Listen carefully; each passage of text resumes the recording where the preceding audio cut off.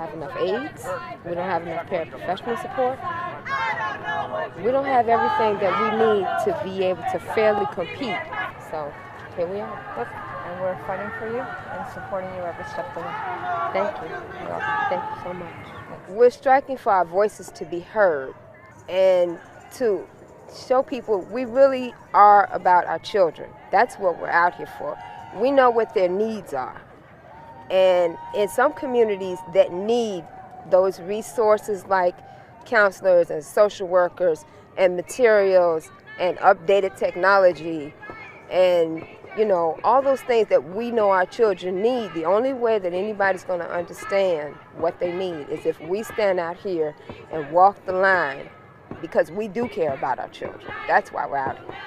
Whose students? Our students. Whose city? Our city. Whose choice? Rhyme's choice. Whose choice?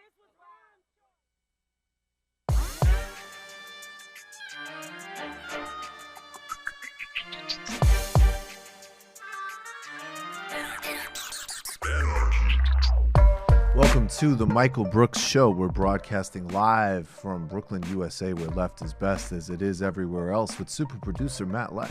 Good evening. Chief economist David Griscom. How's it going?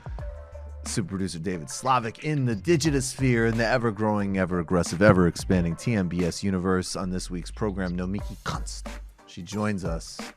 She is the candidate for New York City Public Advocate. She is our friend and comrade. She's running on a for real, no bullshit democratic socialist program. We're talking about going to war against Amazon and Wall Street, going to war for public housing, the Black Lives Matter agenda, and a still rampantly unaccountable police department in New York, plus the relationship between New York and the colonial occupied and exploited island nation of Puerto Rico, and an event that we are going to be doing with a bunch of other people for Nomiki this Thursday. We've got a global update. The woke paramilitary forces of Justin Trudeau's Canadian government are forcibly removing Native Canadians off of their land because they're protesting a oil pipeline. Hopefully they're using all of the appropriate terminology as they do that. We will expose the pseudo-woke neoliberal thug and his government in a global update. Tulsi Gabbard moves closer towards the presidency, but unfortunately there is an actual problem there that we're going to need to be real about. Peace talks in Yemen. Shoutout Rashida Tlaib. Griscom is coming through with an economic segment in the post game. We're going to do a live stream for the public. You can hang out with us. We're going to be playing the clown fascist announcement tonight, Bernie's response. Edward R. Murrow's going to give us some wisdom from the ages. And of course, we're going to deal with Tayyip Erdogan's announcement of essentially an ethnic cleansing program in Kurdistan in the New York Times. And Dave Rubin, what? Bosiro, SJWs, and people have to get into a gulag for disrespecting the great Angela Davis. All that and more on the Michael Brooks Show. But first, let's talk about strikes. Teachers in LA might be going on one in a couple of days if their demands for increased wages, smaller class sizes, and other essential needs aren't met. The district superintendent of Los Angeles, Austin Buettner, is a multimillionaire with Wall Street connections and has been planning on expanding charter schools in the region and funneling more money out of the public school system. He have also worked on for the State Department on Russia after the fall of the Soviet Union and was a part of the disastrous shock therapy privatization schemes pushed by U.S. corporate interests, Wall Street, and the World Bank, which plunged post-Soviet Russia into a orgy of corruption, poverty, mafia politics that set the stage for the resurgent authoritarianism of the Putin government today. So he's got an impressive record. Among the demands that teachers have is pay increases for teachers and class sizes, as well as more nurses, counselors, and librarians, the people that actually make up the holistic infrastructure of a full, actual, for real public education. The union has also demanded restrictions on charter schools and resisted the tyranny of standardized testing. So far, a deal has not been reached, and both the district and the union have spent today in court as the district is suing the union, claiming that they're not legally able to strike on Thursday as planned. If there is a delay, the strike will start on Monday, the 14th. There will be a meeting Wednesday morning, that is tomorrow from this evening, to see if it can be averted. And this fits into a much broader history, as you saw in that cold open, of the Chicago's teachers strike in 2012. And I think we need to actually put that in the continuum of a resurgent left in modern U.S. politics. There's the Occupy movement, essential, incredibly important, Black Lives Matter, the campaign of Bernie Sanders, and I would also add the Chicago teachers strike.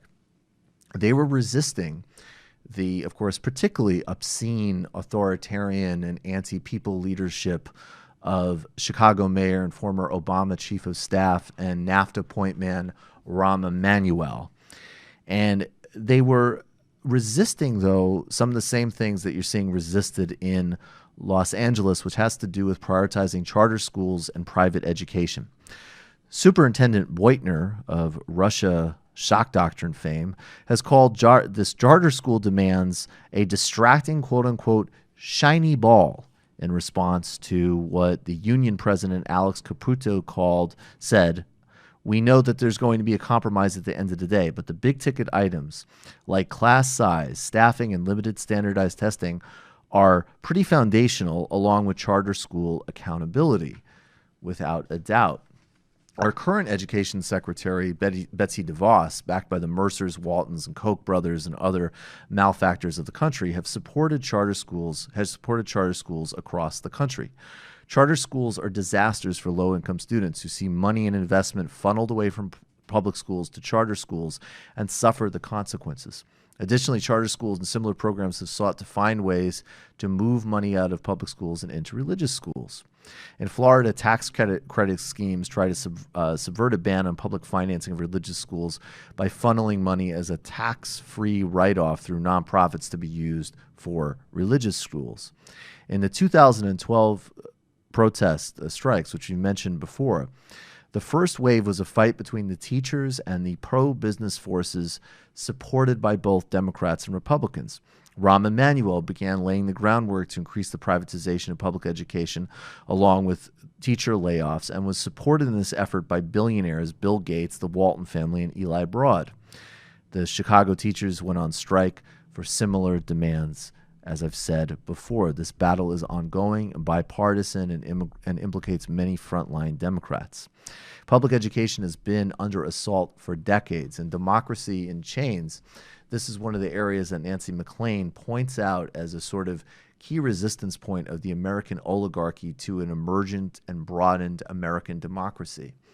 And of course, if you're on the left, you would criticize stagnant models of education and authoritarian teaching and control and coercion of students. And indeed, in the 70s, there were radical, more sort of anarchist-style writers like Ivan Illich who critiqued schools as bureaucracies and called for greater radicalism. Paulo Freire in Brazil wrote Pedagogy of the Oppressed and said that schools, instead of being sort of factories to churn people out as economic performers, needed to equip the poor to overturn the structures of their oppression, essentially, and to own their economies. So the stakes are big across all parts of this debate. But it has been the case that starting with the far right and bleeding through the corporate consensus and into the elites of the Democratic Party, that the very notion of public education has been under assault. And charter schools have been a major sort of battering ram of this fight. They have emerged as a distinctly neoliberal way of dealing with the crisis. Let's save a few students while we undercut the totality of the quality. In many cases, also, charter schools have been exposed for lying about performance, distorting test results, and underserving students who need the most help. President Obama was a supporter of charter schools, saying only our children only get one chance at education, and charter schools demonstrate what is possible when states, communities, teachers, parents, and students work together. Of course, states, students, teachers, and communities working together is literally the point of public education, not private, profit-seeking, narrow interests undermining the collective enterprise. Charter schools have just been a way to privatize public money and take it away from public education. And let's get really specific about this. Hedge funds and banks have invested in charter schools and enjoy significant tax credits. Even more bizarrely, foreign investors who donate a maximum of $500 into charter schools have been allowed to buy immigration visas for themselves or their family members under EBF-5 program. The real estate industry also benefits from renting or selling to the public charter schools. Much of the rhetoric around charter schools is anti-labor and essentially blames teachers. That's right, teachers, people making maybe $60,000 a year or less, to educate classrooms full of children in dilapidated schools and under-sourced resources. It's their fault that kids are underperforming. Not structural inequality, not lack of investment, not oligarchy. Teachers. Charter schools have also had a disproportionately negative effect on people and students of color. The working class demand for public education is elemental to the radical democratic and socialist project from the beginning. Working people understood the importance of a public education system, which is why the defense and expansion of public schools were a central demand of the American working class movement. Here's a call from the Philadelphia Working Men's Association in the 19th century requesting the realization of public education for all classes. The original element of nepotism is a monopoly of talent, which consigns the multitude to comparative ignorance and secures the balance of knowledge on the side of the rich and the rulers. The means of equal knowledge, the only security for equal liberty, should be rendered by legal obligation the common property of all classes. The right to an education is a fight over the means to have a prosperous life, regardless of where you come from, and engage in a democracy across all sectors of society. Public education is an important victory for democracy in the working class, and this is why it's been threatened by the ruling class. From racial segregation schemes to denying the funding to the ruling class is always on the offensive to roll back this important gain and value. But we cannot be satisfied with just defeating the onslaught of the rich. We need a principled and bold stand for fighting for the realization and promise of free, exceptional public education for all. Folks, of course, I skipped out on all that shit as a homeschooler. I fucking crushed it. But there was actually a lot of Ivan Illich and Paulo Freire. See, people think of there's three different types of people who get homeschooled from parents, right? There's people know the religious types. Then there's actually people who don't necessarily have the financial resources, but figure out a way to have the time to be there and just want their kids to go to Harvard and just drill them academically. And then there was a contingent of people who were like, I don't want my kid to be trained to go into the war machine, man. And I was part of that group. Also, I was a massive behavioral problem and almost certainly would have been expelled from school if I could tell on myself. Well, it's because you had a one-to-one system then at home, dude. right? Oh, yeah. Dude, I went to, I mean, What? I got into, I was very provocative. That's how I'll put it. I'll tell you, this the potential strike in Los Angeles is so needed, though, when you look at just the class sizes alone.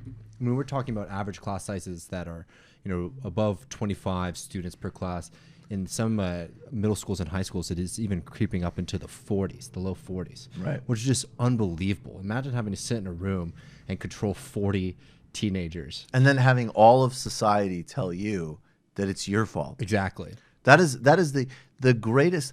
I remember going to see, I watched Waiting for Superman, which is already very dated, but during the Obama administration, that was one of the prime pieces of propaganda for charter schools. And that was very much also like a movie of the Democrat the Democratic and Hollywood establishment. And, you know, I was just out of college, and I was doing some advertising work and stuff like that. And my girlfriend at the time was in graduate school for public policy at Columbia.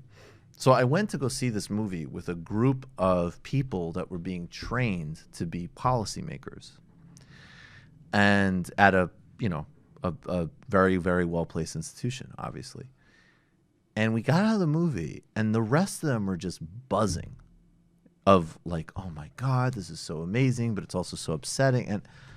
And there was a stat in the movie that they hung their hat on, which was like, it's not that if you're rich that the school is better. It's that the better school makes a community rich. So in other words, like Scarsdale just popped up around an awesome elementary school, essentially. And then like, you know, I don't know, Brownsville is just like, those fucking teachers, they really created all of the racism, lack of economic opportunity, like all of that. And I was the only one. And at this point, I underline this because at this point in my life, I wasn't doing this work. I wasn't in graduate school for public policy. I had no relationship to any of this stuff. And I was the only one who said, no one else was a little bit. I wasn't even that aggressive about it. I was like, none of you guys thought it was a little fishy, the whole like money to school relationship? Oh, yeah. And then they're like, oh, yeah, maybe. Correlation is not causation, buddy. All right. Or the fact that in that movie, you know, the whole spectacle of having the children stand in like the auditorium and hope that their name is called. That was disgusting. Disgusting. And when you look it played like we're watching Rocky versus some of the most like fucking I can't even think of what. And when you look into the actual activities of a lot shit. of 100% Hunger Games shit, and like when you look into a lot of the activities of charter schools, it's pretty incredible to see, you know, a lot of the illegal activities that they, you know, participate in to make sure that their their classes are more white and more well off, including expelling kids. You know, black brown kids are expelled from charter schools at very high rates, and that's not an accident.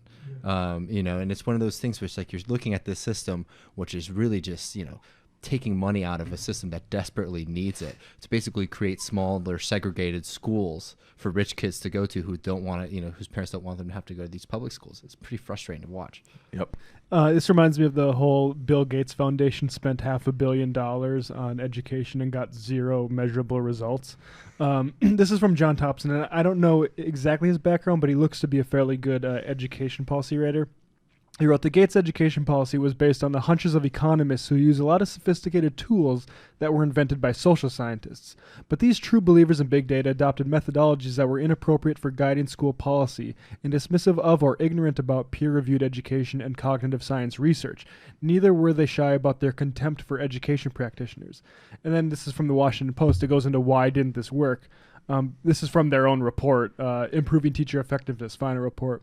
They say, however, if the findings of no effect are valid, the results might reflect a lack of successful models on which sites could draw in implementing the levers, and then problems in making use of teacher evaluation measures to inform key HR decisions, the influence of state and local context, or insufficient attention to factors other than teaching quality. Yeah, I would have. Right. And Bill Gates, this is capitalism, the capitalist initiatives for you. Yeah, precisely. And just to hit this point home one more time, you know, public education is such an important socialistic ideal because it is the idea that as a community, as a society, we want to have an educated people. It doesn't matter if you don't have any children. It doesn't matter if your children are past the age of education. You want to make sure that the next generation is educated. And since we have gotten that in place in the society, there have been people who have been trying to tear that down because they understand that access to education is access to power. And it's something that, you know, is a very important thing for the left to take absolutely seriously. And it's exciting to see all the mobilization that we've seen over the past few years. And obviously there's been people who've been fighting about it for decades to make sure that we don't lose this fundamental right and to expand it to make it better for everybody. Absolutely. All right. Let's get to the shout out. And I promise, I know some people have been bitching that I've been talking over a DJ Danarchy song. I won't. Shout out. Weird. I think that's creepy. It's incredible. Shout out. Shout out. This is crazy. Shout out. This is out of control. Shout out. That's creepy. Shout out. That's weird. Creepy. Weird. Crazy. Shout out. This is crazy. Shout out. This is out of control. This is weird. Shout out. The great DJ Danarchy. Everybody's seen this by now, but it's fun. Let's watch it again. Yes. People love you and you win. Woo! And when your son looks at you and says, Mama, look, you won, bullies don't win. And I said, baby, they don't, because we're going to go in there, we're going to impeach the motherfucker.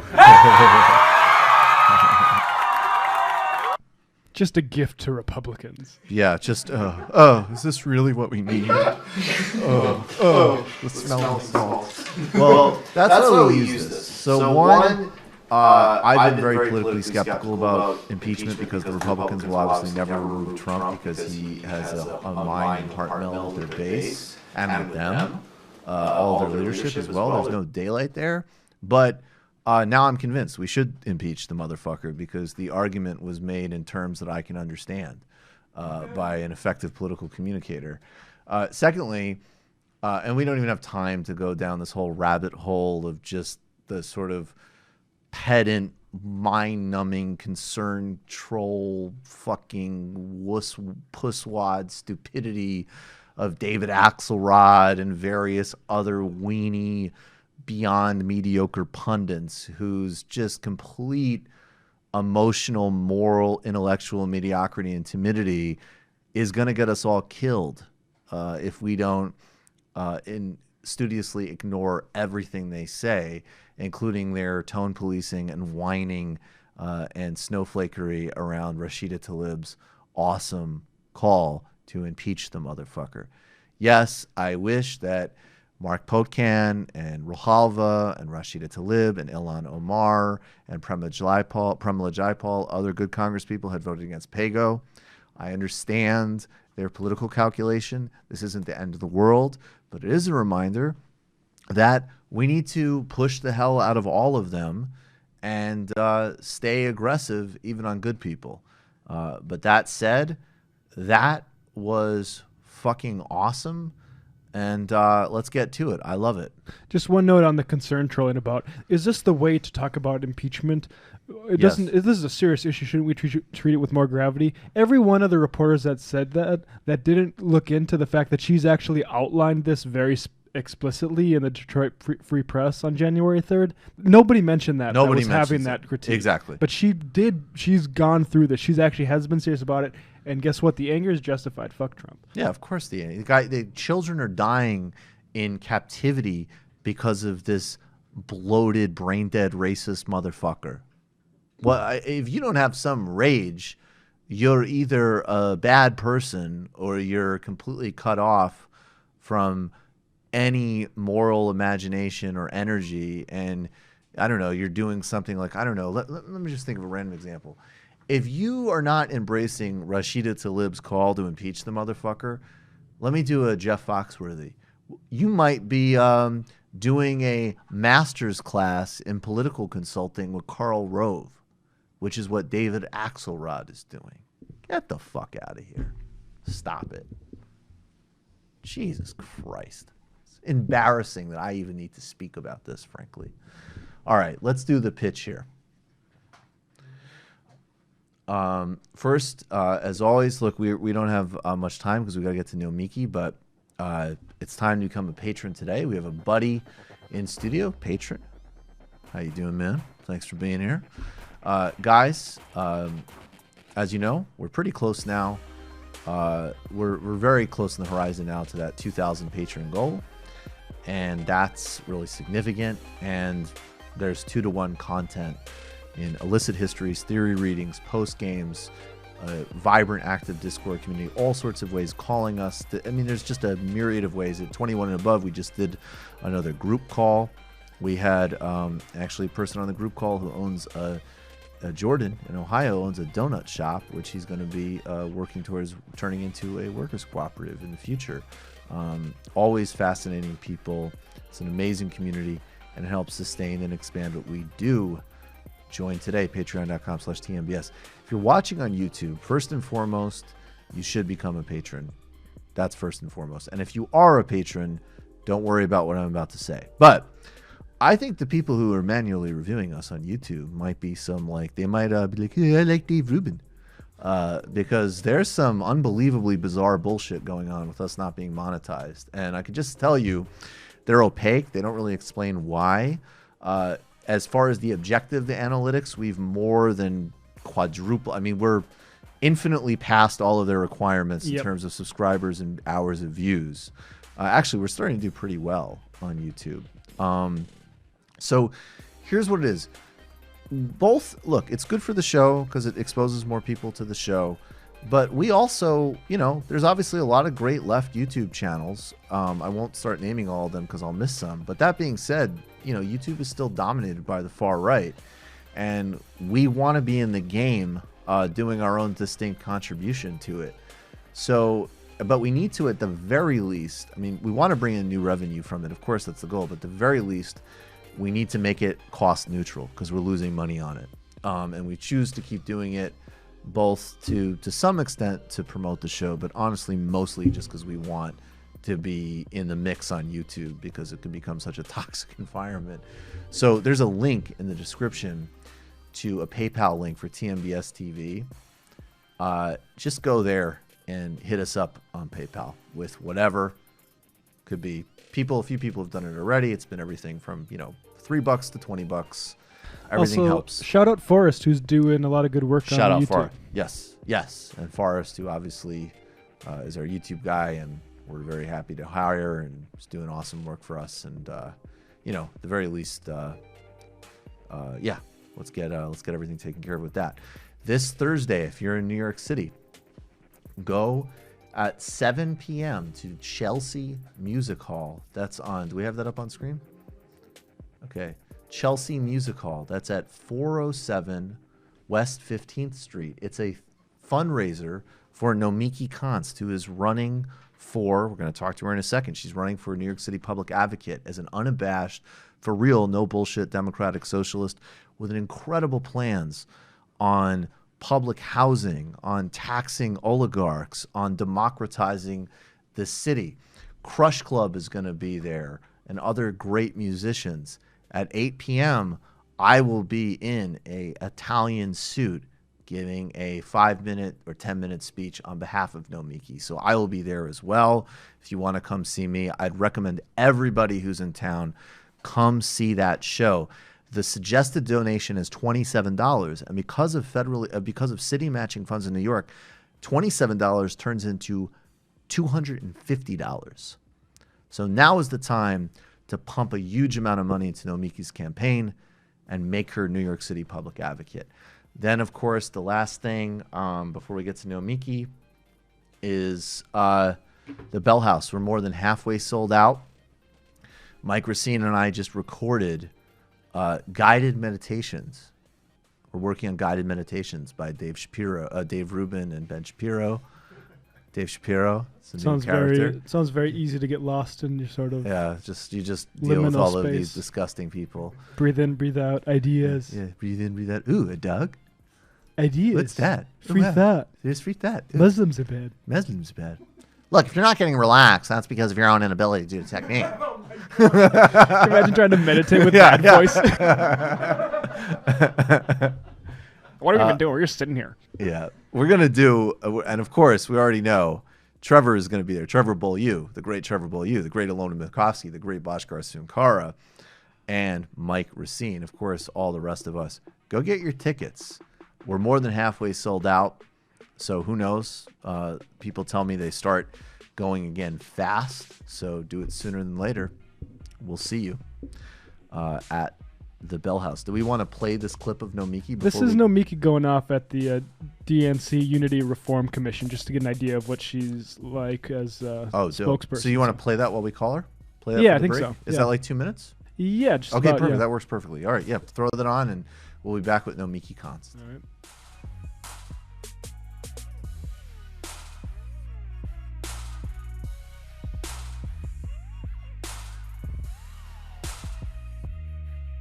For the people who have a fiduciary responsibility, whether it's Congresswoman Tulsi Gabbard, whether it's Donna Brazile when she was chair, when she was vice chair, or Vice Chair Ray Buckley, or Dr. Jim Zogby over here. That's over half the executive committee right there had no idea where the money was going. We spent $1 billion lost the easiest presidential race you could possibly imagine with joint fundraising agreements. State parties weren't being funded. During the DNC chairs race, there were some state party chairs who said, I'm an acting executive director and I have $3,000 cash on hand.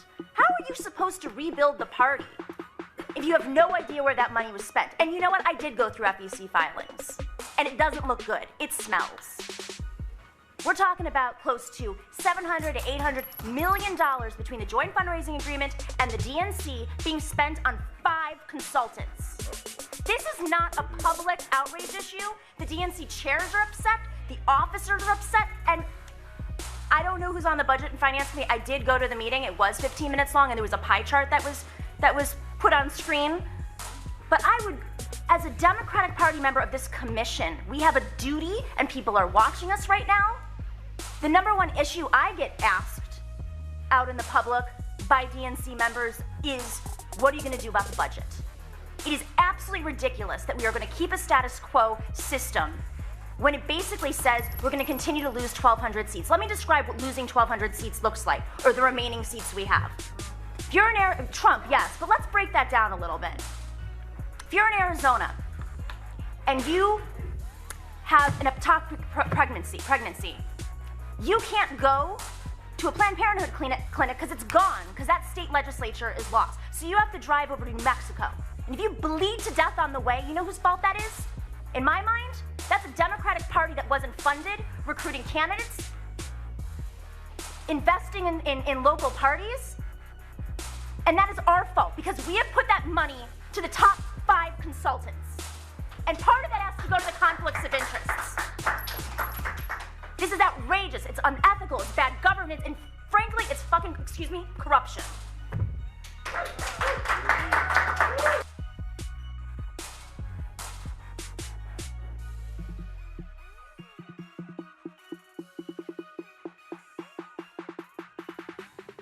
Welcome back to the Michael Brooks Show. Joining us now is that very same leader from the clip we just played, Nomiki Konst. Nomiki, how you doing? Hi, that very same leader. That very same leader. How you like that? There's some gravitas to the intros now. Who knew an F-bomb would give me such notoriety on the Michael Brooks Show? Well, actually, I think a lot of people probably could have predicted that. But yeah, Rashida Tlaib, I'm basically just a sucker for people who swear. Yeah. That's right. When it's authentic, when it's not like when Tom Perez did that whole F-bomb and Kirsten Gillibrand did, it's like they take these things like, this is what the authentic people do, and we're just gonna weave it into our perfectly constructed candidate and hope that works. So I don't have any time for Gillibrand. I just don't buy it in any way, shape, or form.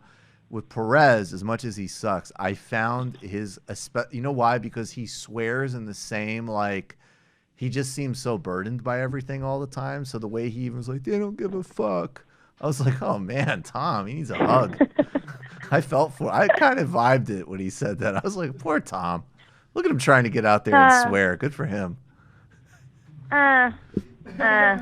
I have less patience for him because now that I'm not on the DNC Reform Commission, I can show my true colors. Are you saying that Tom Perez doesn't give a fuck about us? Is that what you're trying to say, Nomiki? I think he's fucking burdened by the consultants who are telling him what to do and how to act. That is clear. That is one of the most burdened human beings I've ever seen in the national stage. Nomiki, we're going to talk about all the incredible things that you're going to do for New York City as our public advocate. We need to get you elected. But I already talked about what we're doing on Thursday. But tell the people even more about why they should come hang out with you and the musicians and me and everybody on Thursday at the Music Hall at 7 p.m. So we have this event that is taking place on Thursday, January 10th. Why that date is really important is we are in a special election. It's the first citywide special election ever in New York. And the timing of it is just so weird because it's right after the November elections and after the holidays. And then just after the New Year, Tish James was sworn in as Attorney General. And the day she was sworn in, there was a proclamation that this office would this election would happen on February 26th. So immediately after that, all the candidates went right into gathering petition signatures and raising money for the first campaign matching funds deadline, which is on January 11th. So this week, we are in this like frantic space where, I mean, I'm sitting in the office right now and people are coming in and out. So if there's some background noise, I apologize, because we have volunteers who are out on the streets getting signatures, who are talking to voters. And you know, I've been doing all I can to raise money off of small dollar donations so that we can eventually qualify for the New York City Matching Funds program, which is wonderful in theory, but in actuality, it's imperfect. You know, it's the new formula is every dollar that's raised in New York City under $250 receives another $8. So it's an 8-to-1 program. So if you raise $1, you get $9. If you raise $10, you get $90. And that's what we're trying to do at this event is get as many people as possible to throw in what they can. If they're from New York City, obviously, if you can give up to $250, that would be huge, because what we're up against is candidates who have elected officials lined up making phone calls and just asking New Yorkers for $250 checks. We are proud to say that at this point we have 1,500 or more small dollar donations. That is probably, I would guess we're probably the only ones in the race who have that. But, you know, we're fighting a machine that has found every loophole to accept corporate money or real estate money, and we are not taking real estate money, corporate money, lobbyist money, PAC money, charter school money, none of the bad money, and we're not using loopholes people use to accept money. It's all honest people, honest working people in New York. So this event is an opportunity. We're so grateful to have people like yourself, Michael, and we have a couple of musicians, including DJ Tommy Sunshine, who is a world-famous DJ, but he was also a big Bernie Sanders surrogate. Yep. And then, you know, it's for me, Tommy has been incredible because I see him at every protest, and he's just so humble, and he's so honest, and he's so engaged. So it's so great that he's shown up for us multiple times, actually. And, you know, he's just like no drama. He's great. And then we have Crush Club, which is a New York-based band that's been getting a lot of buzz lately, and they're going to be playing a set, and I think we have another announcement pretty soon. I don't know if it's public yet, but yeah, so it's you know, it's evolving. It's a fun concert. We're going to have a lot of our volunteers there, a lot of our, you know, previous supporters, and of course, if you can make it out, if you want to learn about our campaign, I urge you to come. It's not just exclusive to New York City voters, so if you want to come and check us out and give, you know, we'll accept the money because it helps pay for organizers. No doubt. Come. Yeah. If you are in the tri-state area, come hang out with us. Come help us get the person we need elected to be New York City public advocate. Now, Nomiki, give me a two-parter here. One, we remind everybody what the New York public advocate position is, and then what's your agenda for how to use this office for democratic socialism, justice, and broad democracy in New York City? So this position is unique. It's really unique to New York, and it's a little over 25 years old. This position came out of a slew of corruption scandals in the late 80s that related to the real estate industry. And you know, what I see this position as, and having researched the intent of the office, is it is a check on city government, on the mayor's office, the city council, all the city agencies, but also on special interests and political machines.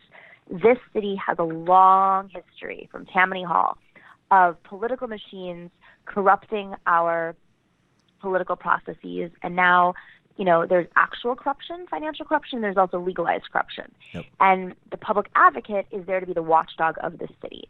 I think it's been a great voice for the people of New York, but, you know, frankly, we have, and this is something that I think makes me unique from most of the PAC that's running, you know, this income inequality in New York is worse than anywhere else in the country, yet we generate more wealth than anywhere on the planet. Income inequality in this country is the worst than any other moment in history, including the Wall Street collapse in 1929. We have unlivable wages here, even with the $15 minimum wage. Nobody in America, not one person, can afford a one-bedroom apartment on $15 an hour.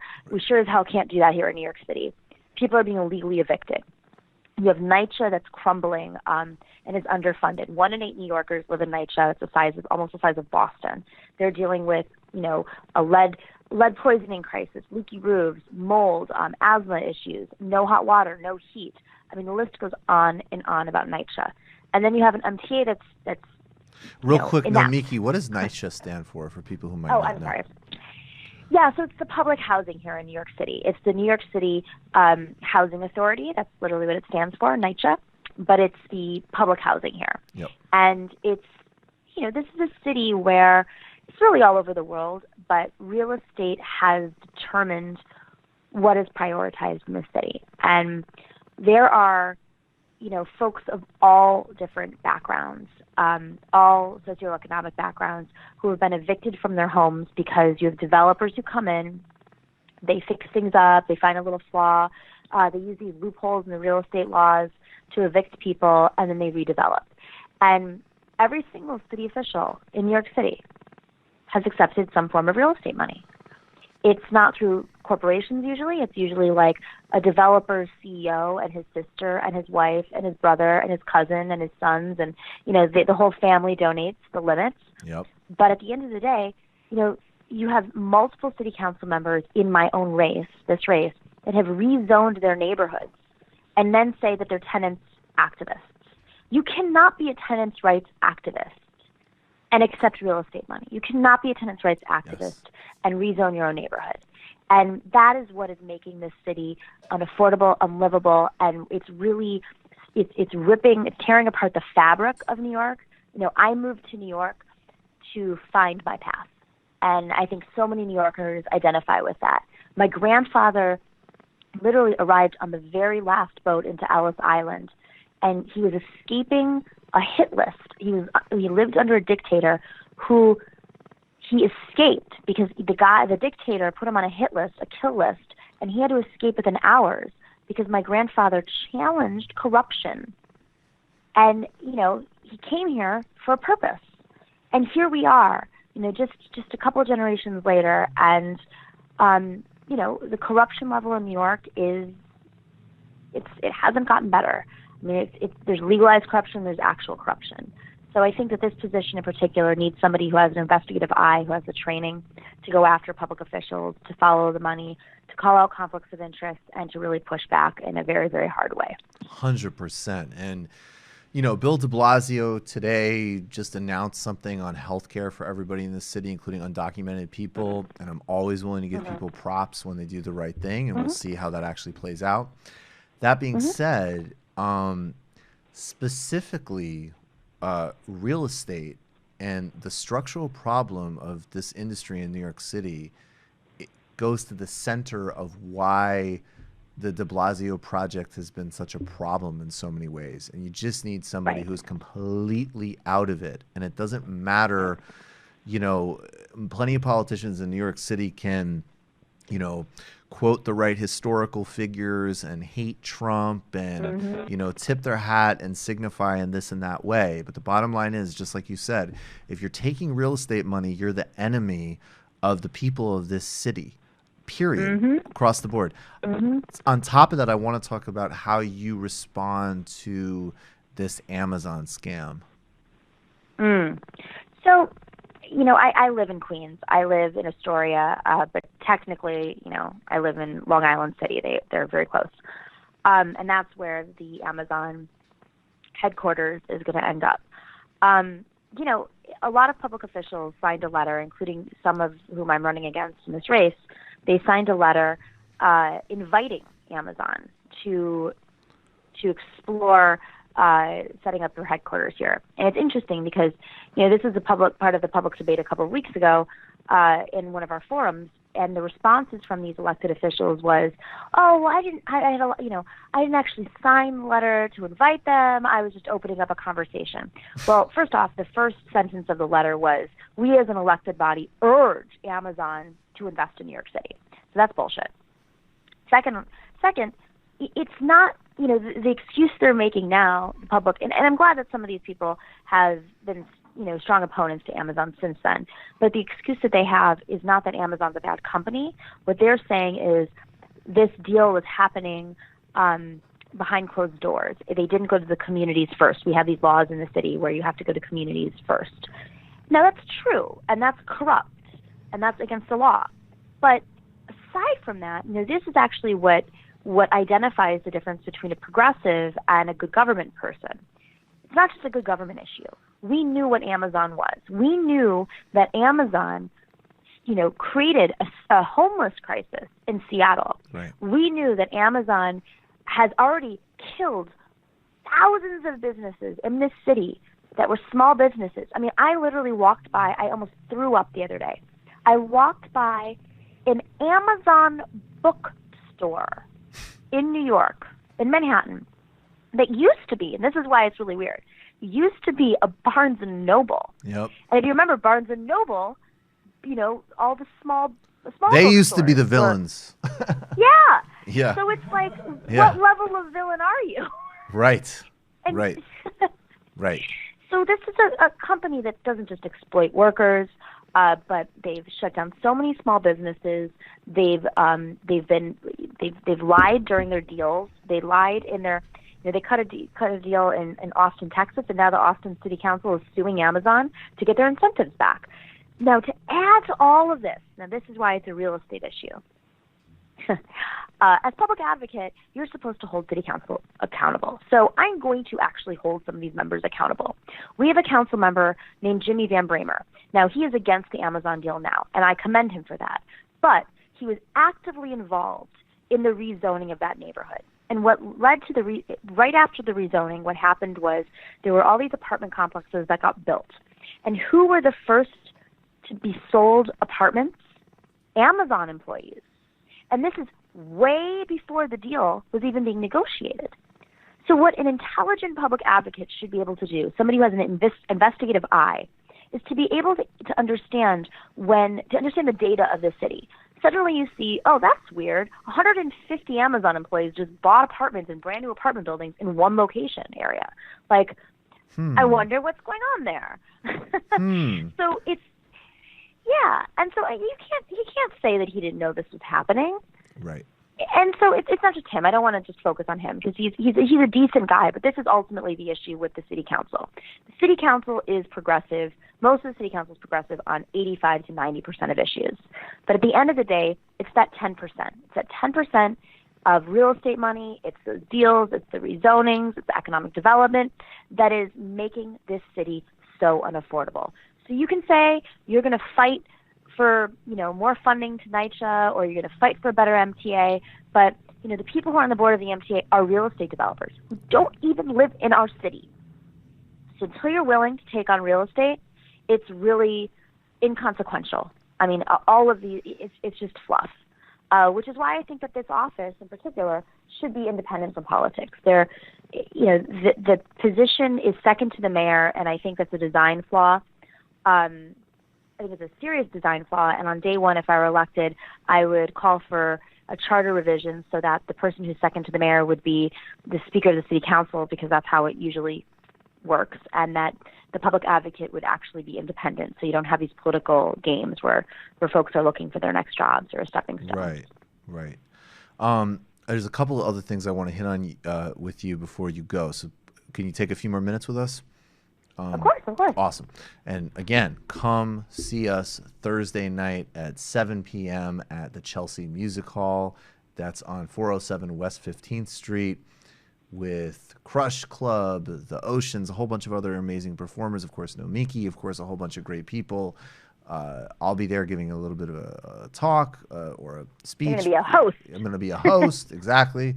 All of it's going to be great, and we need to get Nomiki in this office. And of course, we'll also tweet out the website where you can also do this contribution on as well, so we can get those 8-to-1 matching funds.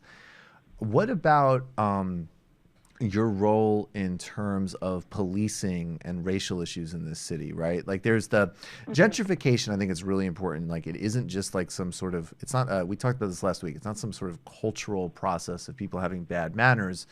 It's an economic, almost colonization process driven by real estate that gets people out of their homes.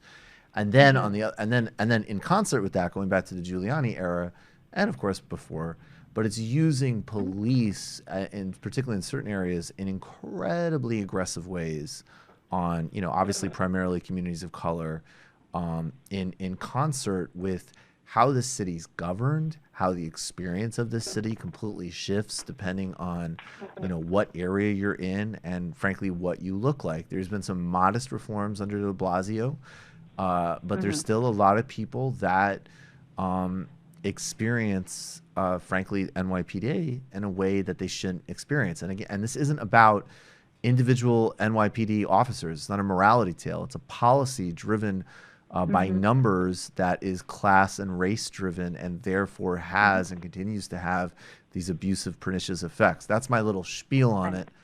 But what do you kind of see your role as a public advocate with regards to those issues as well? Yeah, I think okay, sure. It's pushing for community policing is a tremendous step. Ending broken windows policies is a tremendous step. But there are some. I'll get to de Blasio in a second, but just recently, this is outrageous that this would even be suggested in 2018 when it was suggested. The new MTA chair is known for revolutionizing transportation. The MTA lacks the funds. I mean, I could tell you where you could find the funds, but we'll get to, that's again goes back to taxes and who's the real estate companies and the developers aren't paying taxes, and neither are big corporations, and so they want to put the burden on everyday people. But what they're proposing is a criminal justice issue. They're proposing that fare evaders are fined and possibly convicted. Now, this is an issue.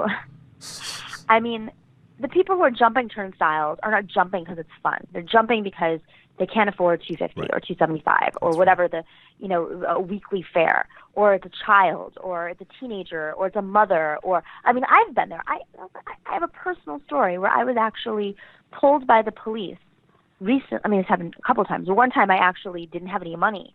I was very broke living in the city, and it was a horrible time of my life, and I ran out of money and I wasn't getting paid for a couple of days, and I jumped, and I was pulled by the police. And sure enough, they let me off because I'm not a person of color. I'm a woman, and without a doubt, that's why.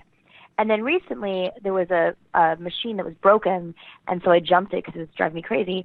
And then this undercover cop pulled me aside, and I said, the machine's. But he was so combative with me. I was like, go to the turnstile and you will see. And he was like, well, I need to check and see if you have money on your card. I'm like, it's an unlimited weekly. So these are the issues. I mean, that's how they're going to get the fund. That's not how they're going to find the funding for the MTA. That is a criminal justice issue. Closing Rikers is a tremendous step, but there's a lot of controversy over what happens afterwards. Where do the legitimate, where do you house? First thing, we should end cash bail so we don't have a Rikers issue. Right, but those who are actually, who are sitting and need to be housed. There's a lot of controversy over these jails being set up in different boroughs and different communities. But when it comes to de Blasio, we need to reform the CCRB. This is outrageous at this point that you have policemen who forget about the fact that they should be held, they should be prosecuted for violent acts or worse, murder. These are policemen who aren't even being fired and still retain benefits and are put on leave, possibly put on leave or relocated. I cannot understand how Daniel Pantaleo, how is this man how does he still have a job?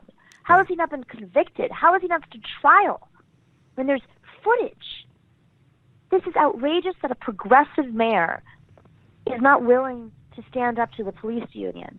There is compromise, but that is not compromise. We are willing to compromise with unions over all these different issues like salaries and wages and workers' benefits. We find ways to, quote, compromise with the unions as a negotiation between big businesses and the unions, including Amazon. Yet, when it comes to the deaths of unarmed black men in this city and women, we don't have room to compromise. And I find that as an injustice, and I think as a mayor who ran on a tale of two cities and spoke to communities of color in particular, it is inhumane that we have not found a way to reform the CCRB. 100%. And I would push for that. 100%. So, two last things. One, I want to connect Puerto Rico with just the sort of like global role of New York City. But so let me just say, do you have 2 hours? Sorry? Yeah. Do you have 2 hours? I do. You're going to come when you win this fucking thing. You're going to come in studio and we will. I love it. We'll outline the agenda. But I love it. I know you've done a lot of great work on Puerto Rico, and we've also, the last time you were on, we actually talked about Puerto Rico, and we talked about Nelson Dennis, I believe his name is, a great journalist. War Against All Puerto Ricans. That's a great book everybody should read. But specifically, there is this New York-Puerto Rico relationship, and it's another kind of classic example of a lot of politicians in the city are very, they know what time, they know what parade to show up to. They know how to kind of signify. Meanwhile, if they're taking money from some of the same Wall Street and hedge fund interests that are in the next stage of robbing this colony blind, just specifically, what's the role that you see for yourself and drawing light on that New York to Puerto Rico relationship? It's a little wonky and, in terms of understanding how machines in New York City work. But essentially, you have a situation in New York where you have the bondholders who are holding the debt in Puerto Rico, and they're setting the terms. You have Promesa, which is there's this fiscal board that has been determining the austerity of the island. I mean, the island is under austerity, and not only is it under austerity, but meanwhile, it is twice as poor as Mississippi, which is our poorest state. It is, Puerto Rican citizens, I say Puerto Rican citizens or U.S. citizens, but they self-identify usually as Puerto Rican citizens. That's not me being, that's just, you go to the island, you'll get that right away. We are Puerto Ricans, and people say it's our country, so there's a strong independence movement there, or in the culture at least. But they will say, they're being taxed on goods coming in and goods going out. So I live in New York. I go to Puerto Rico, and the cost of a cup of coffee is the same. And we have different reasons. Our cup of coffee is expensive because the rent is too damn high. And so, 75% of your coffee is going to the small businesses' rent. There, it's going to these ridiculous taxes that have been put on the island. And then there's extreme austerity, and then they're slicing and dicing up the island and selling it to private, billionaires, and privatizing school systems and the power grid and the water system. I mean, everything is being privatized on the island. And it all really does tie back to two places, Boston and New York City in terms of Wall Street. But to add in another layer, the politicians in Puerto Rico are very connected with the politicians here in New York City. There are a few politicians in New York of Puerto Rican descent who are, work directly with some consultants who also represent the bondholders, and there's a very significant relationship. It also ties into the DNC. I don't think that Tom Perez would be, full circle here. He would be chair if it weren't for the Puerto Rican delegation, which undemocratically, and there's a big, hullabaloo right now about this in the DNC. The DNC members from Puerto Rico that existed before were ousted in a coup by these corporate DNC members who ended up getting Tom Perez the final vote. And so, statehood is actually a conservative issue. And so suddenly statehood was an official DNC position when it never was. It was never voted on, and was being pushed by these DNC members, many of whom are consultants who are partnered with Republicans and who represent Republicans. So, it's a tremendous tragedy. It's outrageous. It's disgusting. The governor of Puerto Rico is very close with an assemblyman here in New York who represents the Puerto Rican Day Parade. He's the chair of it. There's a lot of financial shenanigans that go on there. It's the largest ethnic parade in the city. It's a big, big, big moneymaker. And then they have weekend conferences. And one of the things I proposed, there's this very famous conference called Somos. And it happens in Puerto Rico and in Albany twice a year, one in each place. And this year, when they had it, all the public advocate candidates went down there, and they partied up. And I, as somebody who spent, much of my last year in Puerto Rico, it's not like I needed a trip to Puerto Rico. I boycotted it, and I sent out a press release saying that, if I'm elected public advocate within 4 months, I would like to have another conference in Puerto Rico where we invite lawmakers and we talk about disaster capitalism, and we bring union leaders and organizers and activists, because the one that exists now is a moneymaker, and some of the worst people in the world sponsor that conference. Perfect. Disgusting, but perfect response. Okay, so just staying on the global just for one more second before we get to the tax answer, and then we'll let you go. But on top of that, and obviously this would be a really small part of the job, but there is an element where, New York just also has this global role because it's connected everywhere, and there's a specific relationship to a place like Puerto Rico, but there's also just the platform and the reach. And, as you know, on this show, we're very concerned about and following what's happening in Brazil, among other places, but particularly Brazil, with both sort of seeing into the horizon of what the threat and catastrophe of what Bolsonaro and the fascism that he represents, supported by U.S. foreign policy, supported by the Wall Street Journal, supported by our corporate sector, and also the fact that, that a really important progressive leader who brought tens of millions out of poverty is in prison and was a president for 2 terms, is in prison on, charges that everybody with any sort of objectivity around the issue thinks are incredibly questionable, or, in my case, I would say ridiculous, is a political prisoner. Obviously, I'm talking about President Lula. So to the extent that you also have a megaphone to talk about whether it be, Yemen or what might happen in the Eurozone, but in this case, obviously Brazil, could you touch on that as well? Yeah, it's interesting you mentioned this, and it's not. I guess it's direct. It's more of a pattern relationship. We had an event at the beginning of December with the former finance minister to Greece, Yanis Varoufakis. Yep.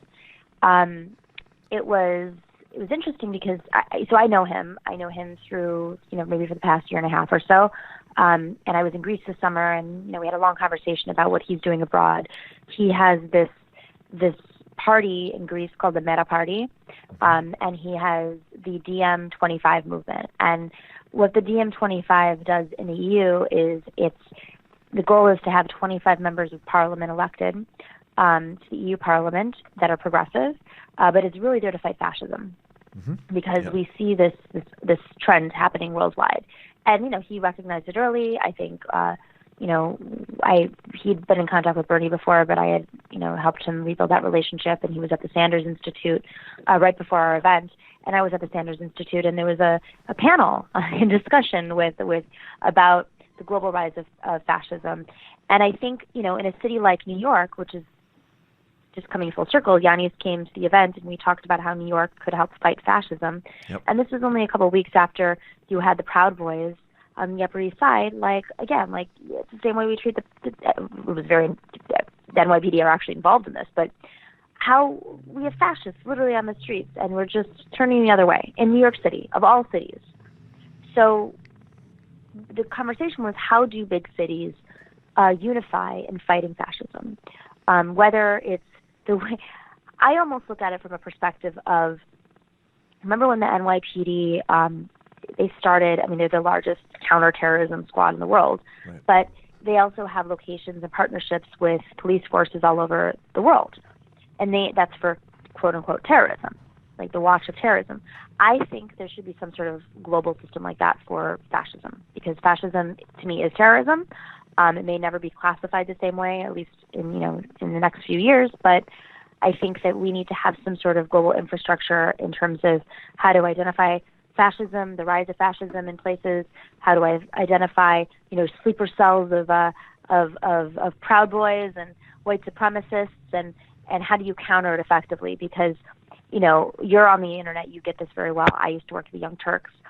Something crazy would happen when we'd watch our videos is it would suddenly go into these children's shows, and you're watching, because TYT had a younger audience. So you'd be watching like 3 or 4 videos, and the next suggested video would be like a teenage show, and then the teenage show would go into another young show, and then suddenly you're watching like young white supremacist shows, Right. and it's propaganda, and they, you know, and then it loops to Alex Jones or others, Right. and they're using, they're doing all they can to, especially with young white men, the same way that actual, you know, ISIS did, and it's not very different. I mean, this is the same strategy for years. This isn't a new concept. But I'm going off on a tangent. Bottom line is, I think that the New York City government, given its strength and its capacity and being a media hub here, we should be much more proactive in countering this early on.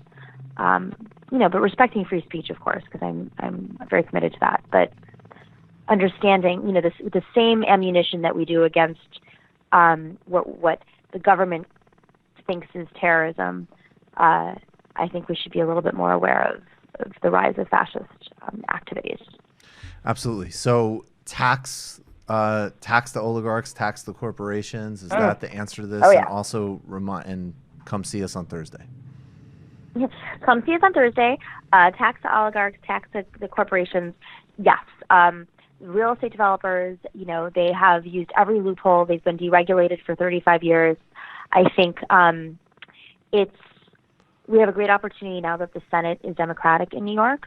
We need to keep the pressure on Democrats who may not vote progressive on every issue to make sure that the real estate industry is regulated so that we can do more here in the city, because the state controls so much, but now that we have Democrats, we should be in partnership with them. And then, you know, one more thing that we're fighting for is we're fighting for a $30 minimum wage in New York. Yep. Municipal employees should definitely have a $30 minimum wage, and companies with over 75 employees should definitely be paying $30 an hour. I understand small businesses are concerned because the rent is very high. So, you know, figuring out something that works for small business owners that's functional, totally understandable. But, you know, the city's empty. The lights are off in the city. People don't live in these apartments anymore. It's Russian oligarchs and Chinese oligarchs and you name an oligarch, and they're using our apartments as Cayman Islands. And you know, when you know that the New York rich people are pissed off because their real estate's going up because of the oligarchs, you know you have a problem. 100%. Nomiki Konst, we will see you on Thursday. Also, just real quick, what's the website in case people, for whatever reason, can't make Thursday, but they want to just donate online? Oh, yes, definitely. I mean, help us any way you can before the 11th. We are very, very close to hitting our matching funds. And then, you know, we have another week if we don't hit it. But it's really, really important because this money will equal the playing field. So nomikikonst.com, there's a little donate button in the upper right-hand corner. You can follow me on Twitter, same, Nomiki Konst, and there's a button in my bio. And yeah, I mean, this is a big race. There are a lot of candidates. If you're wondering who to vote for, one thing I'll say that separates me from the pack, like I said, there's a lot of electeds who are progressive on many issues, but they still take the money from the bad guys. And if you really want to stand up to them, and if you really want to stand up to inequality in the city, you have to be willing to fight the people who are buying off our politicians. 100%. Nomiki, see you Thursday. Thanks a million. Thanks, Michael. See you Thursday. See everybody else on Thursday. See everybody on Thursday. Very appreciative. Bye-bye. Bye. All right, folks. So we got to go off on our favorite, what's Tom Perez quote right off the bat. Yeah. I don't give a shit about you. I don't give a shit about you. They take money from real estate. I don't give a shit. He's such a, I mean, it's like, again, you know, that was the one thing that the fucking troglodyte right-wingers struck gold with. Cuck really works as a word. And like Cuck Schumer, I mean, I'm sorry, I mean, it's true. It's really true. And Tom Perez, I mean, my God, the just sort of awe-inspiring levels of cuckitude. And that whole, do you remember like one of his pieces of spin was like, Keith Ellison's a congressman. He won't have time to be head of the DNC. That'll be my only job. I'm also going to do some courses at Brown. Could you imagine like, okay, first of all, actually, Senator Chris Dodd was a member of the United States Senate and head of the DNC. So, it certainly can be done. But it kind of makes sense, right? Like, oh, Keith Ellison is a Congress member, and he's also the head of the DNC. That sort of fits versus like, I lecture at Brown, and I'm also the head of one of the most ineffective political organizations in the history of the planet. We have some friends of the show who are actually currently at Ivy League institutions, and this is not directed at any of them. Yes. But fuck the Ivy League. Yeah, right. I'm sure they would agree, actually. That's the Nixon energy that I right. keep into. Those motherfuckers. Although, keep it at the Ivy League. Nixon was more like, Nixon. I didn't go to Yale, so a lot of Laotians are going to need to be burned Also the alive. blacks. What? Blacks and gays. Blacks and gays, then the Jews. Not so into the Jews either. Okay, let's get to the Griscom. Let's do Griscom, and then we're going to give you a little update. And then, guys, we're taking a few-minute break, but we are going to publicly stream the Trump catastrophe, the Bernie response, and then also, of course, Dave Rubin, that vacant amorality has descended fully into moron fascism. That and a whole bunch more. But first, every time this happens, Richard Wolff takes note. The David Griscom Economic Minute. Or Economic Long Time. Yeah, because he never keeps it. This to sound is yeah. Richard Wolff's heart beating. Yeah, this is sound. Yeah, this is Wolff's heartbeat goes BBC.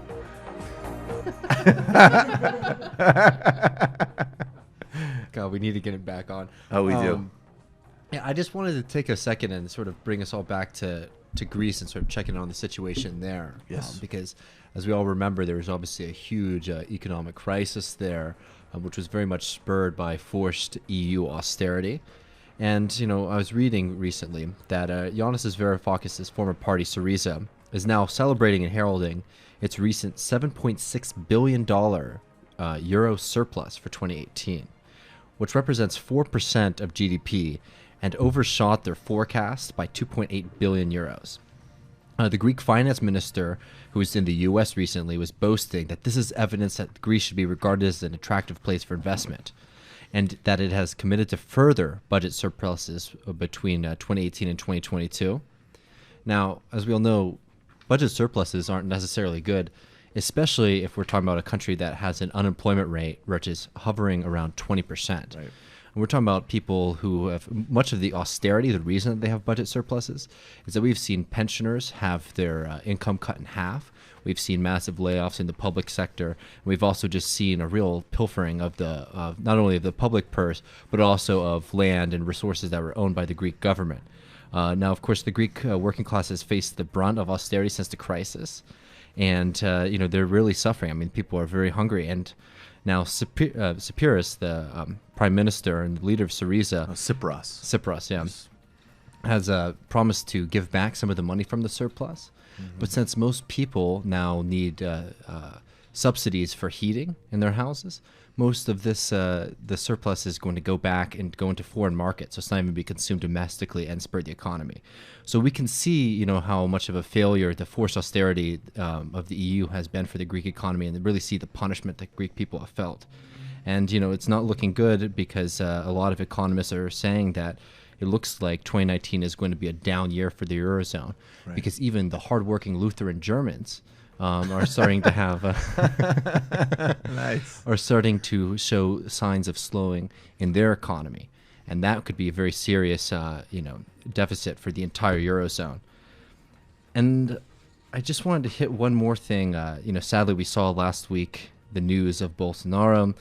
We saw the swearing in, and I just want to talk about a couple of the characters who are coming into power, especially that are going to affect the economic side of Brazil. Last week the Brazilian stock market hit new highs, which is definitely a symptom of the excitement of the financial class. Specifically, has been the promise of Bolsonaro to privatize large aspects of the Brazilian economy. And there's been a lot of Brazilian politicians who have been patiently waiting for their opportunity.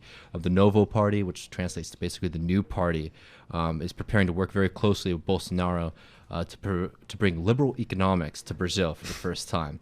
The newly elected governor of Minas Gerais state has promised to bring these liberal economics to Brazil, and his party has grown significantly. Before they just had 4 city council members, and now they have 8 congressional seats. Another character from the Novo Party, or backer at least, Selim Matar, who's the founder of a car company called Localiza, which is actually one of the largest car rental companies in the world, is now going to be in charge of privatization in Brazil.